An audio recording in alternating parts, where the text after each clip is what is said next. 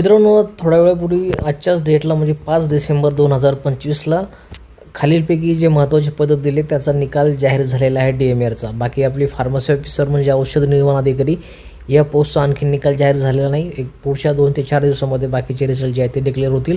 अशा पद्धतीची 5 डिसेंबर 2025ची महत्त्वाची सूचना. सरळ सेवेने तांत्रिक व अतांत्रिक संवर्गातील पदासाठी स्पर्धा परीक्षा 2025 गुणांकन यादी प्रसिद्ध करण्याबाबत. तर खाली तुम्ही बघू शकता का महत्त्वाची जी आहे ती सूचना दिलेली आहे. एकूण 1107 एवढे जे आहेत ते पदे होते ज्या पदाची जाहिरात प्रसिद्ध करण्यात आली होती आणि TCS कंपनीने ही जी आपली DMRची पदभरती जी कंडक्ट केली होती.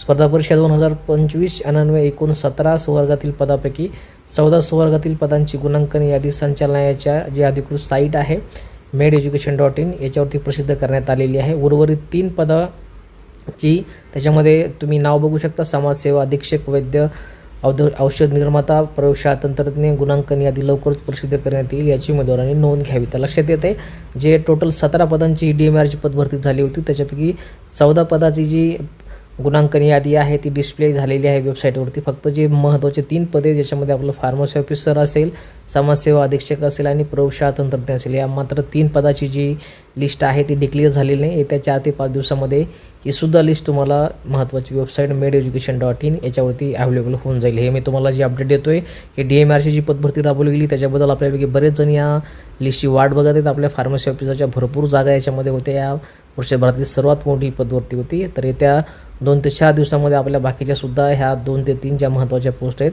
याचा DMRचा रिझल्ट आहे तो डिक्लेअर होऊन जाईल. बाकी हे PDF तुम्हाला आपलं टेलिग्रामचं चॅनल आयडियल फार्मसी कोचिंग याच्यावरती भेटून जाईल. त्याचबरोबर आपलं यूट्यूबचं चॅनल PV थोरात मराठी याचीसुद्धा जॉईन केलं असेल तर जॉईन करा. फार्मॅलिटी ज्याही महत्त्वाचे अपडेट असतात तुम्हाला वेळोवेळी मी या दोन्ही सोशल मीडियाच्या पेजवरती शेअर करत असतो.